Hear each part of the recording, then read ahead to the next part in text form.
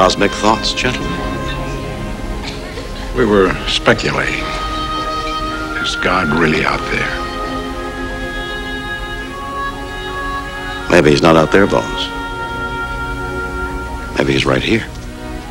Human heart. The storylines that made Roddenberry famous were in fact given to him in conduit fashion from the demonic kingdom. Recounting his role as a medium, he states, "What happens is that I bring them out into this world, the world of humanity, and they take their place among them, among us. But I don't think I create them. They already exist. I just introduce them. That's really where the whole idea of Star Trek came from. I'm just a vehicle, a transporter." Dun-dun-dun-dun-dun. Well, I come from 6 feet under with a dead guy on my knee. I'm heading down to Hades for to spend eternity. The sitcom Roseanne, starring the woman by the same name, was the nerve center for anti-Christian sentiment in the 1990s. Even worse than you thought. Well, what kind of crowd? He's not doing drugs, is he? No, no. He's going to church. Oh, God, no. In her autobiography, My Lives, she spoke of leaving her body and communicating with voices from unseen beings. When I went away, I left my body completely and could hear other voices all around me chattering about how God would make me strong and how nobody could really get me. A spiritual message, really. The voices that she heard were not from the God of the Bible. The Ouija board wasn't sending me a message from the dead. She has engaged in automatic writing. Roseanne writes of her channeling. It would all just come pouring out as if I were in a trance, and not until I reread it did I know what it was about. Sometimes it would scare me to read it because it seemed to belong to another place and time, and I would wonder, where did I get this? These demonic influences used Roseanne like a puppet to usher society into Crowley's New Age philosophies through her shows. Oh my God! It's not hard to connect the dots and see the common denominators that have worked through the lives of the Hollywood elite. The secular philosopher Socrates insightfully explained acting's essential spirit contact and possession. In like manner, the muse first of all inspires men, because they are inspired and possessed.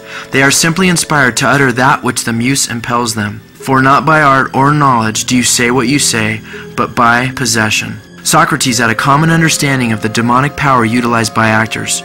This muse, or giver of creative inspiration, as shown through Socrates' statements, has always been perceived as a spirit. Anton LaVey of the Church of Satan instructs his followers and clarifies this fact. Keep yourself constantly open to the demons who will whisper in your ear. An old meaning of demon used to be closer to muse, a guiding, inspirational spirit.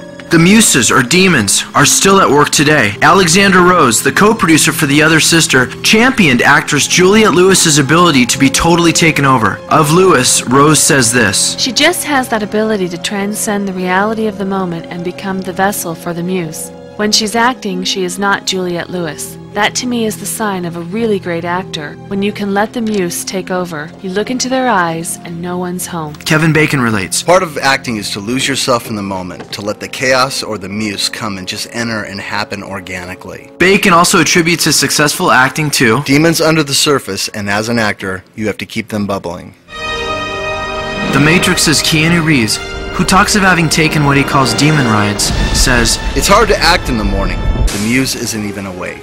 His series The Matrix is a hit with the youth and is filled with New Age preaching. Satan wants these philosophies to be presented in an acceptable light and is empowering Reeves to evangelize the children. Director Taylor Hackford revealed, Keanu is a very complex guy with lots of demons in him, and I was trying to tap and utilize that. Back when people would have idols, what they would do is they would put those idols in the main room in their house, and they would center their furniture in their living room facing toward that idol because that's where people wanted their focus directed to. Oftentimes today, most of us have our furniture directed at what? The television set. And that in and of itself is not bad, but the question before God is, where's our heart? You know, the scripture says to love Him with all of our heart, soul, mind, and strength. That's His main thing. That's why He created us, to have a heart relationship with us. If we feel convicted of something, that we should live a certain way, are we really loving Him if we don't do it? You know, Jesus said, if you love me, obey my commandments. And then He said, why do you call me Lord, Lord, and not do the things that I say? So the very thing that we want to do is be a doer of what the Word of God says, would be a doer of our conviction and not just be a hearer only. Meryl Streep's uncanny ability to inflect true life accents and characters has completely astounded her viewers. As her co-star on the film Postcards from the Edge, MacLaine studied Streep's acting performances. MacLaine said, Or put another way, perhaps that is the true meaning of channeling. A channeler puts aside the conscious mind and surrenders to another identity. That's the phenomenon I saw in Meryl.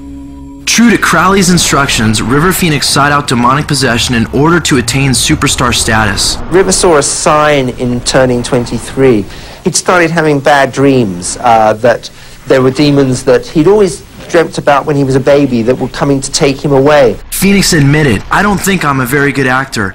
Everything is kind of tentative, and at a certain point you click in and you just feel the spirit move you. I think I can root out characters pretty well. I can be possessed pretty well.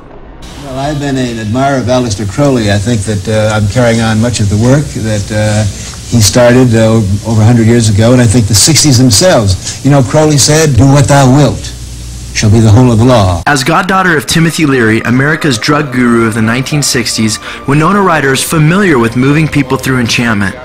At her best, which is considerable, Ryder can light up a screen with the skill of a sorceress.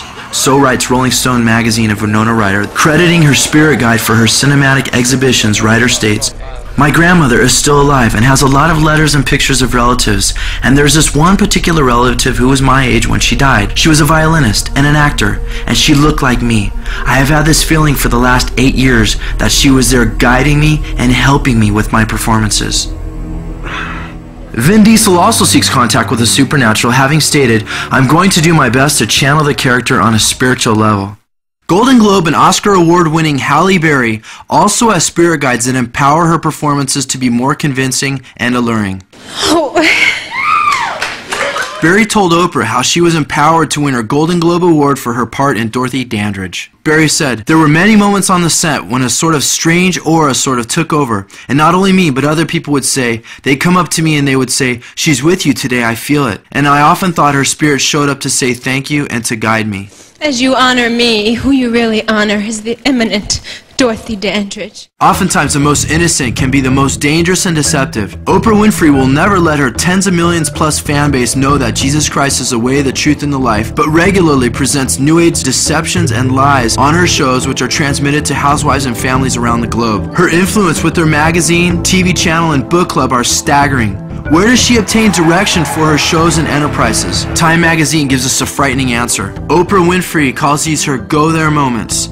It is during these moments, usually while jogging the winding trails on her Indiana farm, that Winfrey becomes overwhelmed by the sense that old spirits are trying to get in touch with her. And it is during these moments that the woman who loves to talk stops dead in her tracks simply to listen. Winfrey says she has come to know each of them personally and calls them in at will to guide her in her work. Another celebrity many will be shocked to discover communicated with demonic spirits and even received movie scripts from them was Michael Landon. Of his dead father, Michael Landon stated, I felt my father's presence with me, enlightening my memories. I really heard my father speaking to me from another dimension, filling my mind with just the right words. The story came so fast and was so right.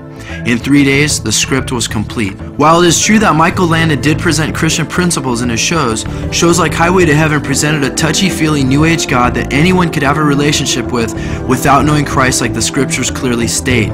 Jesus made it clear when he said, I am the way, the truth, and the life. No one comes to the Father but through me. Having endorsed on-screen homosexuality, spiritism, sexual immorality, and violence, to list a few, Leonardo DiCaprio believes himself to be a vessel put on earth for acting. Vessels are meant to be filled, and DiCaprio has opened himself up to evil spirits for this purpose. As Agnieszka Holland, DiCaprio's director in Total Eclipse, explains it, Leo's like a medium. He opens his body and his mind to receive messages coming from another person's life. He's the new Leonardo DiCaprio. There's nobody like him, and he's like nobody. He's so special. He's a chameleon. He can do anything. It's shocking. I mean, he was just born to be an actor. It's the same way with Meryl. You see this and you're dazzled by their talent. DiCaprio's director, Baz Luhrmann, stated that with Leo, you might see 30 people come out of him in a day. Oh, what's this? My poor Matilda. Don't be upset, don't cry. This is a bad dream. One day I'll wake up. Love, Paul. Nice, was it? average kid spends 28 hours a week in front of the television set, which translates into this, that by the time the average kid is 6 years old, he'll spend more time with the television set than he will with his father for his entire lifetime. Now, who has more influence? Because there's really no boundaries, no right and wrong. They're taught 24/7 that they can do what they want or live how they want. So it's so critical that we raise the kids, not these Hollywood insiders, not these people that decide what they should believe and not believe. It's critical that we set the bar for the kids and we instruct them the way the Lord would have us instruct.